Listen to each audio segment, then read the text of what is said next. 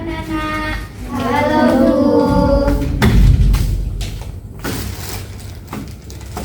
Oke, Assalamualaikum warahmatullahi wabarakatuh. Waalaikumsalam warahmatullahi wabarakatuh. Kita awali pembelajaran pagi hari ini dengan membaca Bismillah bersama-sama ya. Bismillahirrahmanirrahim. Ini kok pada ngantuk ya? Kita ice breaking dulu kali ya. Mau enggak?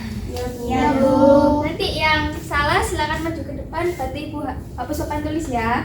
Ya. Oke. Jadi nanti kalau Ibu bilang pagi, kalian tepuk tangan 2 kali. Kalau Ibu bilang siang, kalian tepuk tangan 1 kali. Dan kalau Ibu bilang malam, kalian tepuk kayak gini, tapi nggak boleh ada suaranya. Bisa dipahami? Bisa, Bu. Oke, kita mulai ya. Pagi, siang. Nah, silakan maju ke depan, dihapus papan tulisnya. Baik, Bu.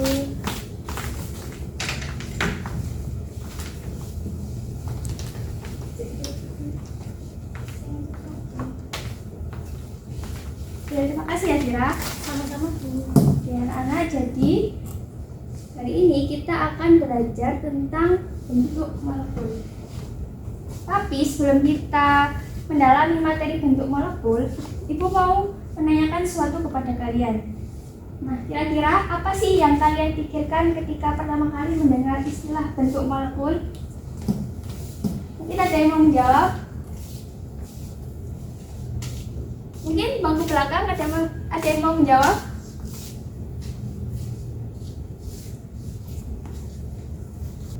Saya dulu. Ya, silakan sama ya. Susunan atom. Ya, bagus. Oke, dari jawaban tadi mungkin ada yang punya pendapat lain ketika mendengar istilah bentuk molekul itu, kira-kira di pikirannya apa ya? Mungkin dari tadi kan yang paling belakang ya, sekarang yang depan, mungkin ada yang mau menjawab? Saya Bu. Ya, silakan Melani. Mungkin bentuk 3D dari molekul. Ya, bagus. Kedua jawaban ini sudah bagus ya, dan sudah mewakili istilah dari bentuk molekul sendiri. Kita next slide. Nah, jadi bentuk molekul itu dapat kita definisikan sebagai bentuk 3 dimensi suatu molekul yang ditentukan oleh jumlah ikatan dan besarnya sudut-sudut ikatan yang ada di sekitar atom pusat. Nah, kita next slide dulu. Nah, bisa diperhatikan layar PPT-nya. Ini merupakan senyawa-senyawa yang sering kita temui di kehidupan sehari-hari. Di sini ada H2O sama CO2.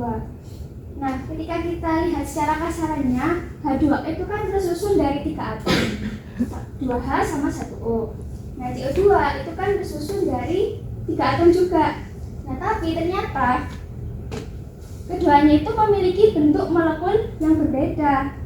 Jadinya, bentuk molekul sendiri itu dijelaskan oleh suatu teori. Nah, teorinya nanti akan kita pelajari pada pagi hari ini, yaitu teori VSIPR.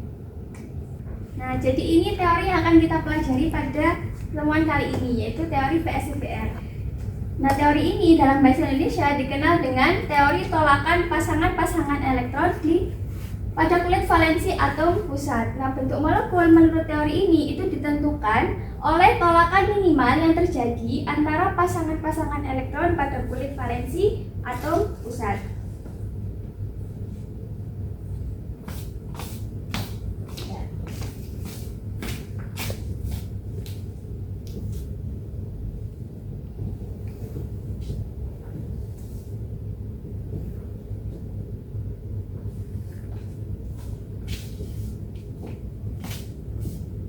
Dan jika teman-teman ingat, pada pertemuan kemarin kan kita sudah belajar tentang ikatan kimia.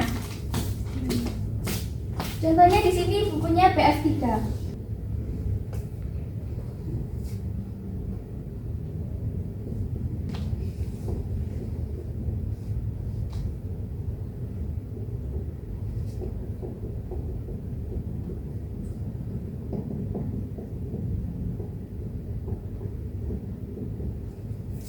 Yang ini namanya adalah PEI dan yang ini namanya adalah PEB. Nah, PEI itu adalah pasangan elektron yang berperan dalam pembentukan ikatan, sedangkan kalau PEB itu adalah pasangan elektron yang tidak berperan dalam pembentukan ikatan. Nah, lalu bagaimana cara kita menentukan bentuk molekul dengan teori ini? Yang pertama, kita menentukan dulu atom pusat.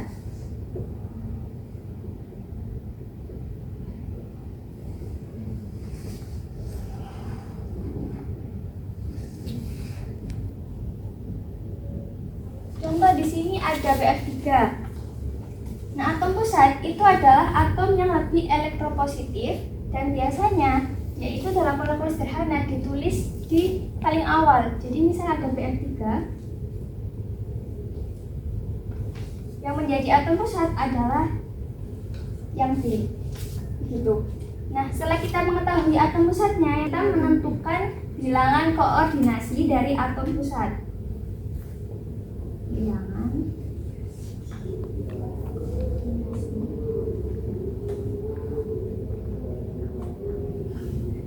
atom pusat. Nah, bisa diperhatikan dapat tulis. Nah, jadi rumus dari bilangan koordinasi itu adalah kita singkat dengan beta setengah dikali elektron valensi atom pusat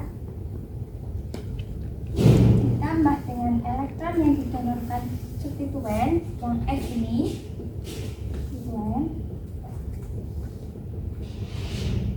dikurangi dengan muatan.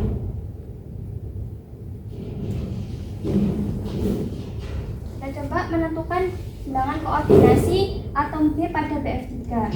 Kita masukkan ke rumus setengah. Karena B merupakan golongan 3, jadi dia memiliki elektron valensi 3 ditambah elektron yang didonorkan substituen. Di sini kan substituennya adalah F.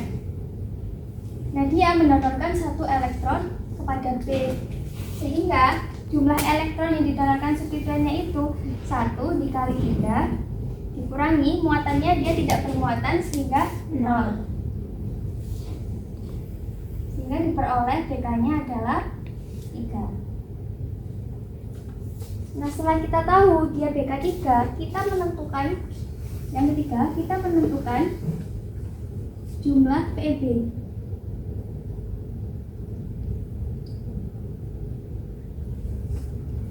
Caranya dengan mengurangkan BK dengan PI.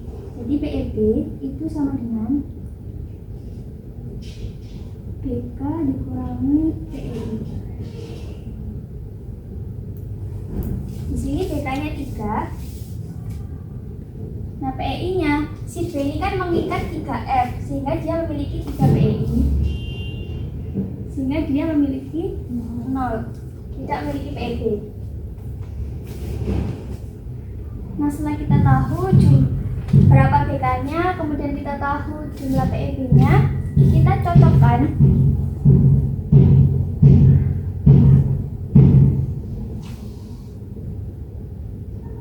dengan tabel bentuk molekul.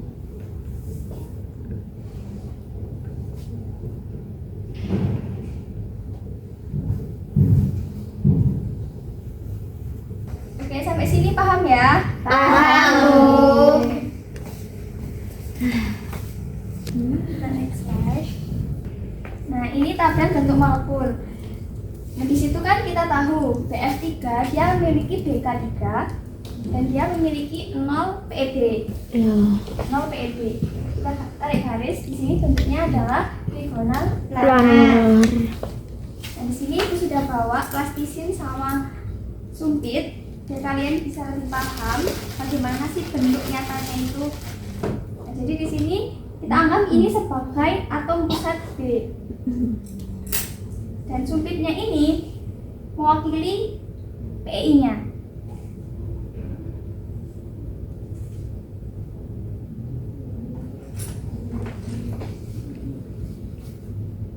Seperti ini. Nah, ini kita anggap sebagai atom F-nya.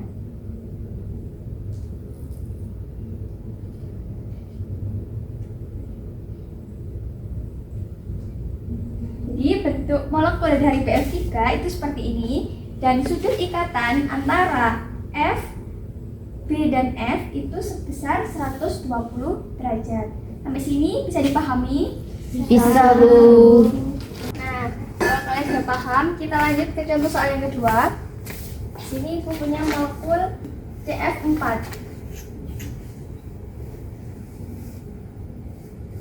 Langkah pertamanya kita tentukan dulu atom pusat. Ada yang bisa membantu Ibu menentukan atom pusatnya? Yang belakang mungkin? Saya Bu. Ya, silakan ya sih. Atom pusatnya yaitu karbon. Ya, pintar ya sih. Terima kasih ya Yesi. Tulisannya C. Kemudian langkah selanjutnya kita tentukan bilangan koordinasi dari atom C pada CF4. Bilangannya sama dengan setengah. Kita tulis ulang rumusnya, elektron valensi dari atom C ditambah dengan elektron yang didonorkan substituen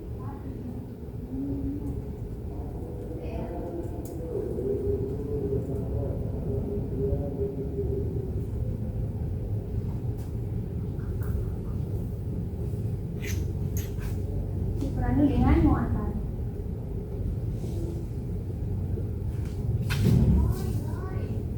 Di sini ada yang tahu elektron valensinya atom C berapa? Saya Ya, sebentar lagi. Ya, benar. Terima kasih lagi. Elektron didonorkan substituen. Di sini substituennya adalah F. Nah, F itu mendonorkan satu elektronnya kepada D. Jumlah F-nya 4, jadi di sini 1 dikali 4. Dikurangi, dia tidak bermuatan 0. sama 1 dikali 4 Empat. dikurangi 0 sehingga dia memiliki BK 4. Langkah selanjutnya, setelah kita mengetahui BK-nya, kita tentukan jumlah PeB-nya.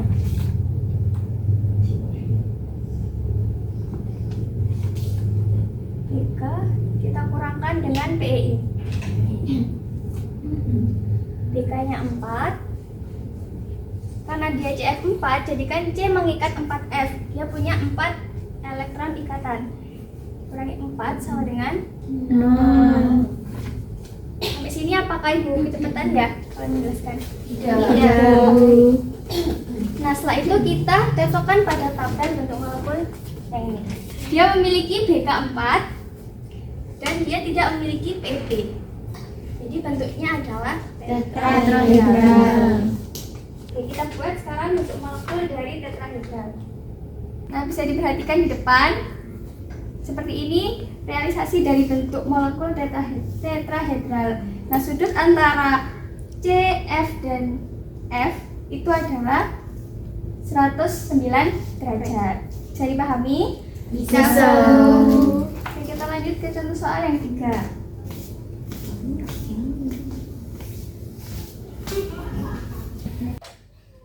Oke, kita lanjut ke contoh selanjutnya. Di sini Ibu punya molekul H2O. Di sini apa ada yang bisa membantu Ibu menentukan atom pusat dari molekul H2O? Saya. Ya, Habu. Oke, terima kasih ya Khaila sudah menjawab. Mungkin di sini ada yang punya jawaban lain? Atau Saya, bisa Bu. Silakan. Bu. Oh iya, jadi atom pusat dari H2O yang benar adalah O.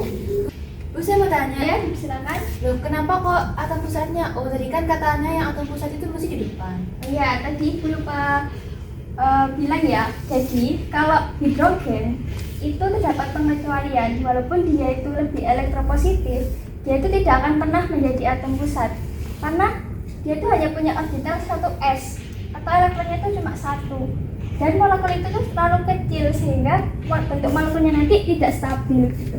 Bisa dimengerti Alanis? Bisa, Bu. Nah, selanjutnya kita tentukan BK dari atom O.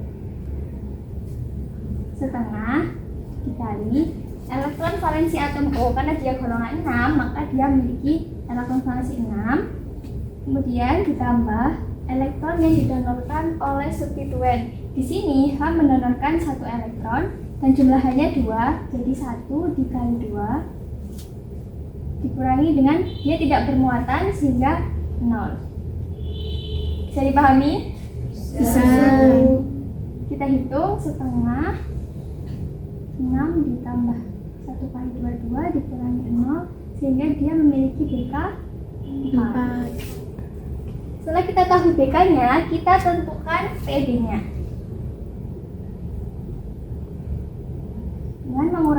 BK dikurangi PEI. Sini BK-nya 4. Nah, si O itu mengikat 2H. Jadi dia punya 2 PEI. Sehingga dia punya 2 pasangan elektron bebas. Selanjutnya kita cocokkan pada tabel bentuk molekul lagi.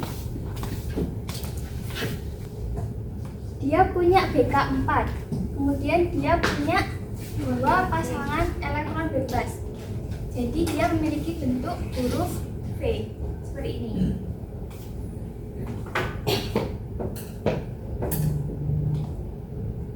Nah, secara realnya itu seperti ini. Jadi dia punya bentuk molekul huruf V. Walaupun dia BK 4, tapi karena adanya PEB, 2 PEB tadi, sudut ikatannya itu jadi mengecil, sehingga sudut ikatannya itu kurang dari 109 derajat atau kurang dari tetrahedral normal. Nah, dari sini kita bisa ketahui atau yang penting untuk dicatat bahwasannya tolakan antara PEB dengan PEB itu lebih besar daripada PEB dengan PEB, PEI, dan lebih besar juga dari PEI dan PEI. Bisa dimengerti? Bisa. Nah, di sini kan kalian sepertinya sudah paham ya. Sekarang Ibu mau tanya ke kalian, bentuk molekul dari NaCl itu apa? Ada yang mau menjawab? Tidak ada? Bukan ini kalau gitu pertanyaannya. Atom pusat dari NaCl siapa? Na apa Cl? Tidak ada yang mau menjawab juga? Oke, ada yang masih ingat nggak ikatan dari NaCl itu apa? Pertemuan minggu lalu. Saya Bu, Ya, dipersilakan juga. ikatan ionik. Oke, pinter ya, bagus Iza. Jadi NaCl itu kan berikatan secara ionik. Sedangkan kita lihat lagi molekul-molekul yang sudah kita pelajari seperti H2O, CF4, tadi ada BF3. Dia berikatan secara apa? Ada yang bisa membantu Ibu? Mungkin dari yang belakang ada yang mau menjawab? Saya Bu, Ya, silakan Yosi. ikatan kovalen. Ya, pinter ya sih. Nah, jadi kita bisa tarik kesimpulan di sini kalau teori VSEPR itu hanya menjelaskan bentuk molekul dari senyawa yang berikatan secara kovalen. Karena tadi kan kita lihat lagi di awal pengertiannya, ini kan ditentukan sama tolakan minimal antara pasangan-pasangan elektron di sekitar atom pusat. Nah, pada ikatan kovalen itu kan terjadi sharing elektron. Sedangkan kalau pada senyawa ionik itu terjadi karena gaya elektrostatik. Bisa dipahami sampai sini? Bisa. Nah, di sini ada tugas. Jadi nanti silahkan membentuk kelompok 2 sampai 3 orang. Kalian buat video demonstrasi, bisa kayak itu tadi, pakai plastisin sama sumpit. Kalian demonstrasikan bentuk molekul dari DK2 sampai 6 beserta sudut ikatannya juga. Kenapa ya sih? Oke. Silakan nanti kelompoknya pilih sendiri ya. Dan nanti videonya diupload di Gitrev yang sudah Ibu sediakan. Sampai sini, apakah sudah cukup? Cukup. Jika ada yang mau ditanyakan lagi? Tidak. Oke, baik. Untuk mengakhiri pembelajaran, kita baca hamdalah bersama-sama. Alhamdulillahirabbil alamin. Ibu mau hapus depan tulis dulu ya.